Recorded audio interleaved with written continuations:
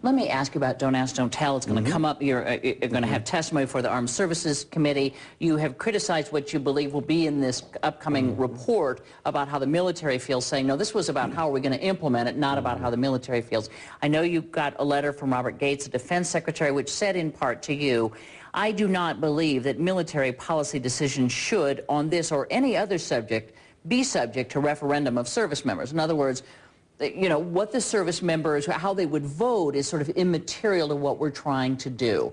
Doesn't he have a point? Well, I think he certainly has a point. I would also certainly say that we should remember where this all started.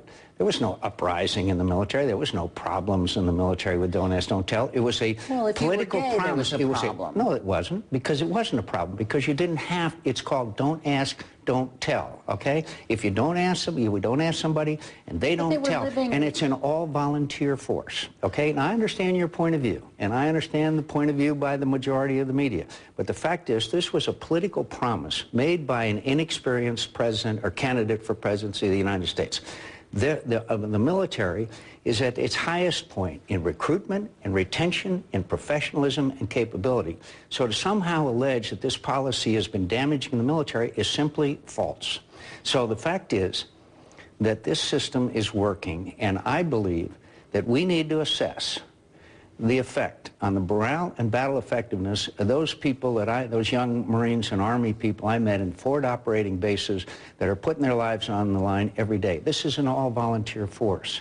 And if we want to make sure that morale and battle effectiveness is maintained, that's why people like the Commandant of the Marine Corps has come out against repeal. Now, if you want to call him a racist and others, and like the sergeants and others that I have... We should also point out the Defense Secretary and the head of the Joint Chiefs of Staff think it's a good idea. But can I ask you just and they have said that, and the four service chiefs have all had reservations to one degree or another. Now, I have great respect for the Secretary of Defense, and I have great respect for the Secretary, for the Chairman of the Joint Chiefs of Staff.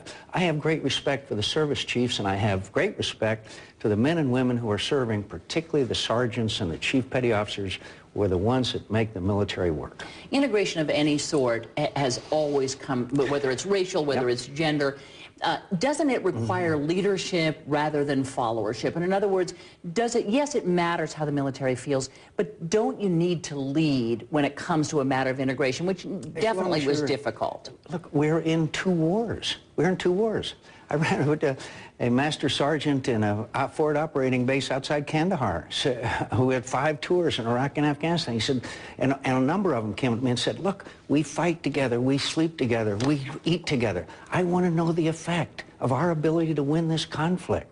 That's what we're saying. I want to know the effect on battle effectiveness and morale, not on how best to implement a change in policy. I don't think that's a lot to ask when we have our young men and women out there serving and fighting, and tragically some of them dying.